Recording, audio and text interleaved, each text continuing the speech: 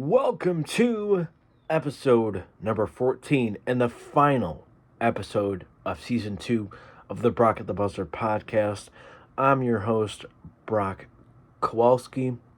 And in this episode, we're going to talk about the questions surrounding the New York Knicks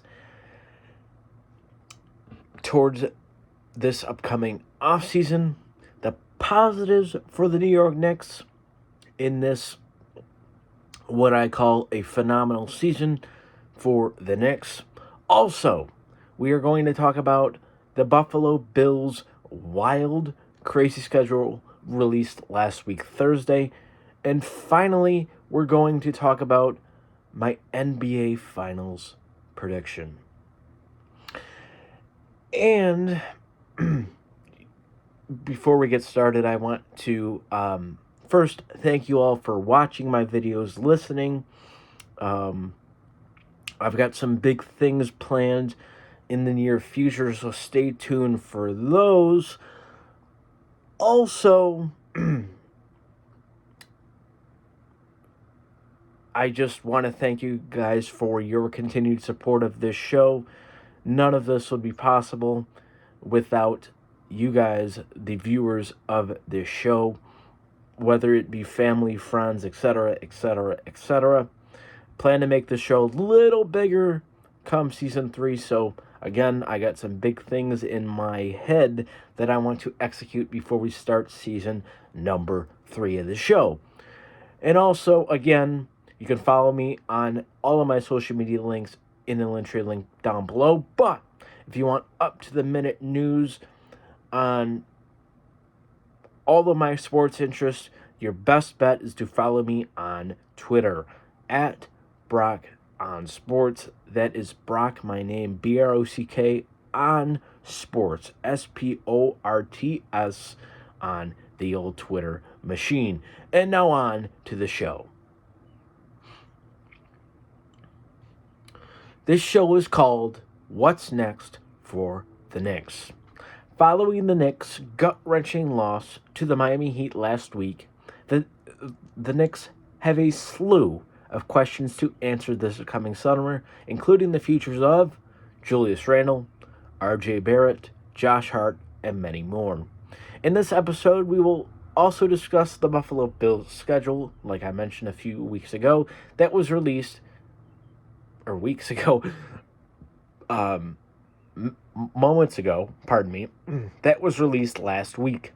And finally, we will discuss my NBA Finals prediction as the Eastern and Western Conference Finals begin this week. Or tomorrow.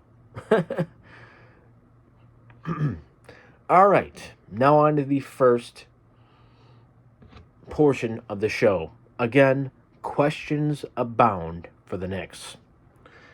The Knicks have a clear top priority this summer, and that is to re-sign swingman Josh Hart, who was everything the team needed and more when they acquired him at the trade deadline from the Portland Trail Blazers this past February.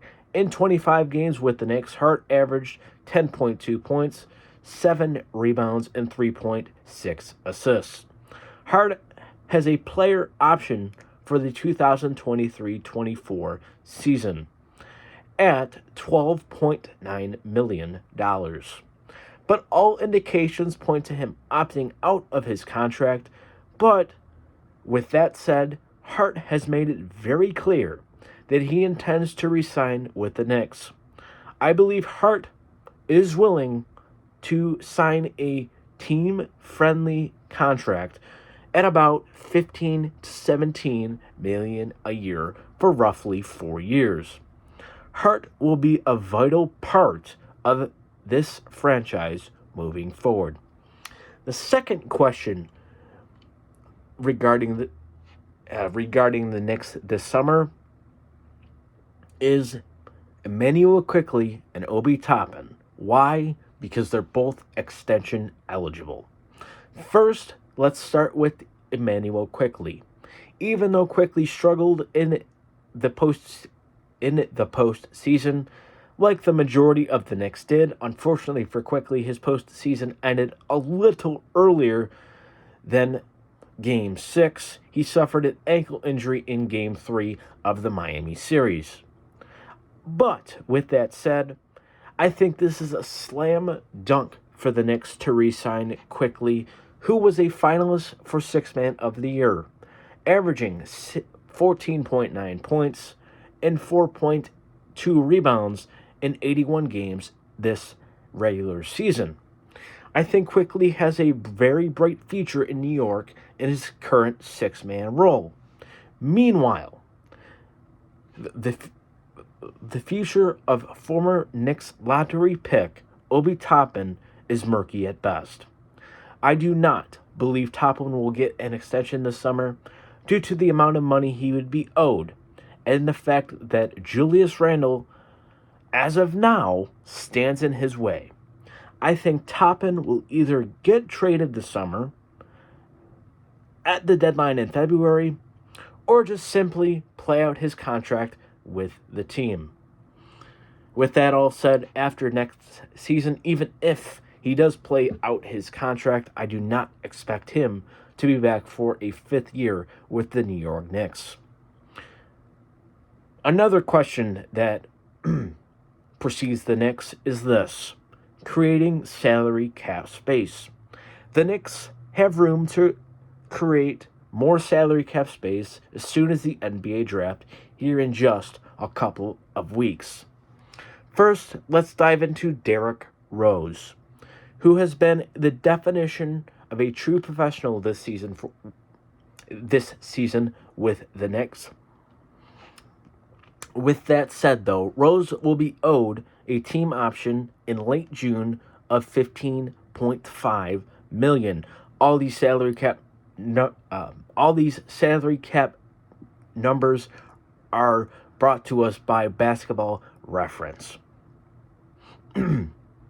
Just so you guys don't think I'm just plopping these numbers down on a piece of paper out of thin air. I get them from a legit source, in Basketball Reference in terms of cap and so on and so forth is the best there is. But back on track here, which I highly doubt the Knicks will pick up. But with that said, I can see Rose accepting a much lesser contract to return to the Knicks and remain that veteran leader on this team headed into next year, or I can see Rose doing this, retiring from the NBA as a whole. Another player that has a huge cap number next year and the year after that, whose future is very much in doubt, is Evan Fournier. Fournier told Fred Katz of The Athletic, quote, "My season was over months ago. I don't expect to be back, but it's out of my hands," end quote. Fournier was not at all part of the Knicks' rotation in the second half of the season and is owed $18.8 million going into next year. I fully expect him to be dealt this summer, even if that means giving up one of the Knicks' 11 picks in the next 7 drafts in terms of a first-round selection. I'm willing to give one of those up to get Evan Fournier off of my books if I'm Scott Perry, Leon Rose, and the Knicks brass. Another question that has been stirring around like you're making a pot roast in a crock pot is this: the future of Randle and Barrett. Yes, I'm laughing at my own joke. Another question surrounding the Knicks is the long-term future of Julius Randle and R.J. Barrett. I think the panic button is pushed deeper on Julius Randle than Barrett, just due to the fact that RJ had a very solid postseason, other than 3 games, the first 2 of the Cleveland series and the Game 6 loss last week to the Heat. Barrett had a very solid postseason, averaging 19.3 points and 4.5 rebounds at just 22 years old. On the other hand, after an All-Star and an All-NBA season, Randall once again came up small in the postseason, averaging just 16.6 points and 8.3 rebounds. After averaging 25.1 points and 10 rebounds on the dot in 77 games in the regular season. But, in my opinion, I say don't give up on them just yet, unless a game-changing talent is on the table, which there could be many game-changing talents on the table for the Knicks. Damian Lillard. His name has been swirling around in trade rumors for the last couple of months. Giannis.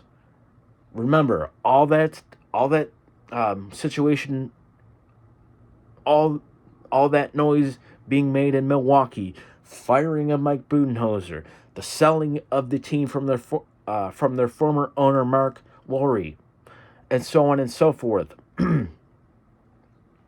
Luka, again, not happy in Dallas, which I believe is still clear. He loves Jalen Brunson and so on and so forth. Also, other names could be Joel Embiid, Jaylen Brown, if they don't work out a contract extension in Boston. The lowest on my list is what I'm hearing the most of, Karl Anthony Towns, which I do not want the Knicks to go after because you've already got 2 solid centers.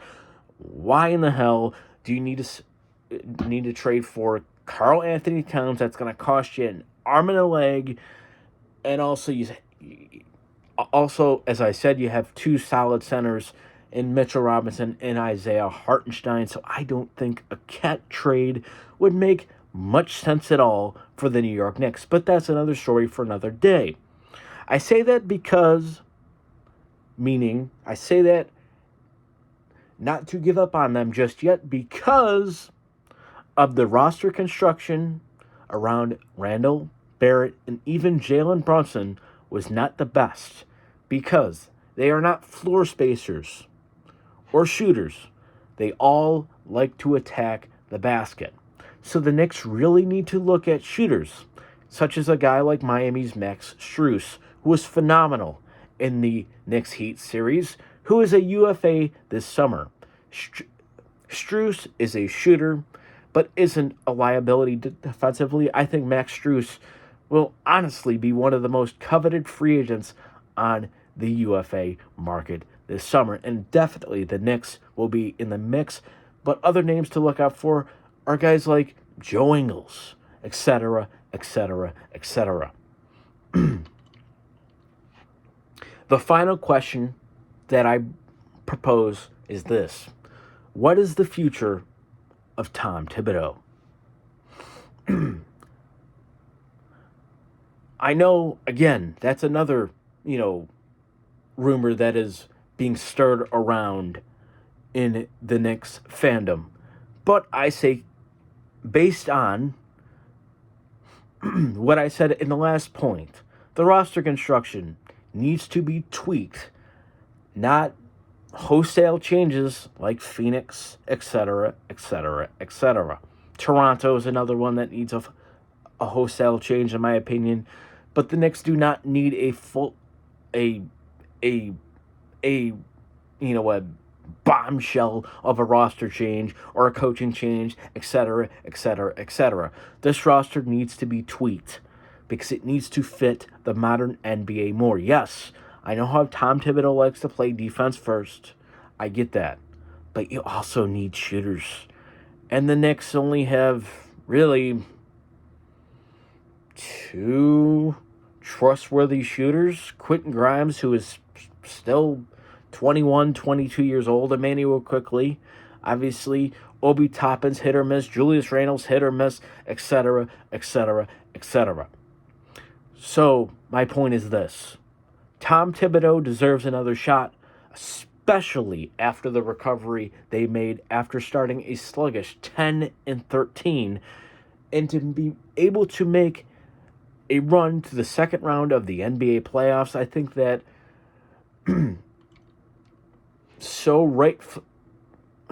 Thibodeau rightfully deserves another crack next season. But if they underachieve, such as maybe not making it there, maybe not making it to the Eastern Conference Finals next year, I'd expect wholesale changes then in 24 and 25.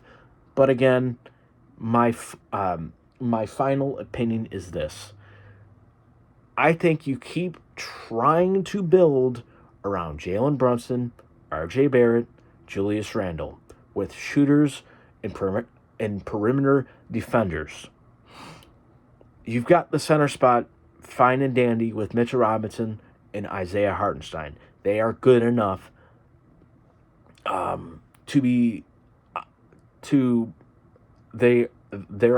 they are good enough to provide you with great minutes out of that position. Obviously, the Knicks would love to have another 3-and-D wing, but everybody in the NBA wants that, obviously. But the more likely path to take is obviously re-sign Hart, extend Emmanuel quickly, and find some shooting on the open market this summer. Speaking of that center tandem, we're going to talk about them in this portion of the show. The positives this season are this.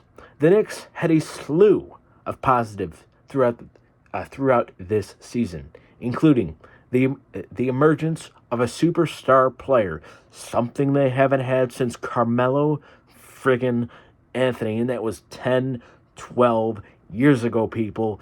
And that superstar player is Jalen Brunson, who averaged a stunning 31 points, 6.5 assists, and 5.5 rebounds in their second round series against Miami alone.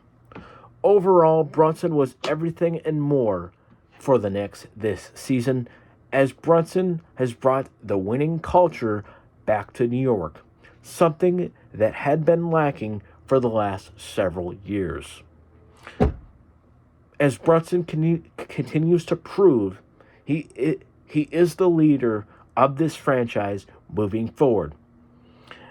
And to conclude this point, I know it may sound bullish, but especially in the postseason, I think Jalen Brunson proved he is a top 3 point guard in the Eastern Conference.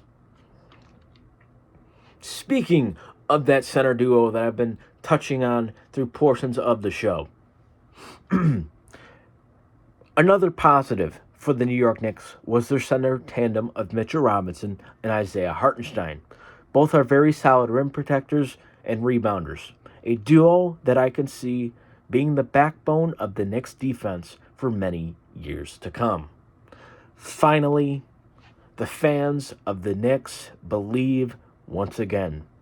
This group was so fun to watch night in and night out. It was hard not to fall in love with this group, especially after the addition of Josh Hart. With their defensive first style and their never give up attitude, which was on full display in Game 6 against Miami despite a losing effort, I'm very excited to see what the Knicks have moving forward. Give me a second here. Let me just take a little sip of water because my voice is getting a little deeper and crackly.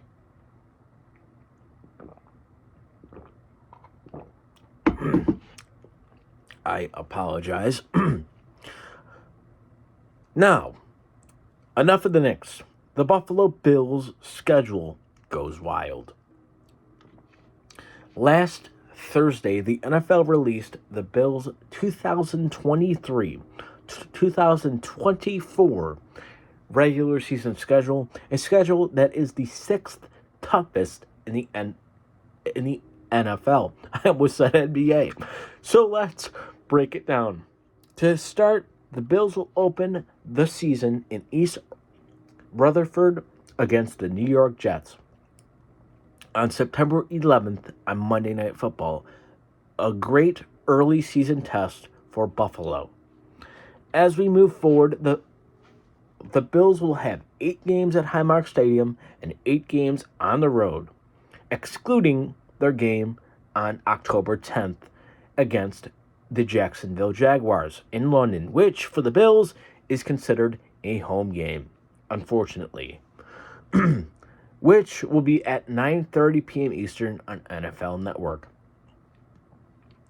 Other key games include a game on the road against the defending NFC champion Philadelphia Eagles on November 26th at 4:25 on CBS, leading into their bye week in Week 13. Following the bye week, the Bills will take on the defending Super Bowl champions, the Kansas City Chiefs, in Kansas City on December 10th at 4:25 p.m. Eastern on CBS. As a whole, the Bills will have 7 primetime games, including the game in London that I mentioned earlier and the December 23rd matchup against the Los Angeles Chargers, streaming exclusively on Peacock. The Bills' season concludes against their AFC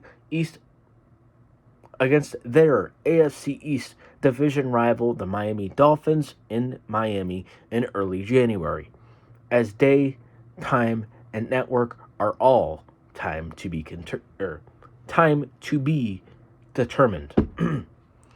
More Bills news. Every pick in the 2023 draft class is signed, including tight end Dalton Kincaid, as he was signed this past weekend. Also, Bills safety has been announced today as the Pro Football Talk Hallis Award winner, given to the player that overcame the most adversity this season and continues to succeed. And to conclude this long episode, my NBA Finals prediction. With the conference finals beginning tomorrow night with Game 1 of the Western Conference Finals featuring Nikola Jokic, Jamal Murray, and the Denver Nuggets going up against LeBron James, Anthony Davis, and the Los Angeles Lakers at 8:30 p.m. Eastern on ESPN. I thought it would be a great time to make my NBA Finals prediction. Let's start off with predicting the Western Conference Finals. I think this series will go 7 games, given the amount of talent in this series. But I would give the edge to the top-seeded Denver Nuggets. Why? That is based on the recent history between Jokic and Davis, in which Jokic has clearly outplayed Davis. I think that's that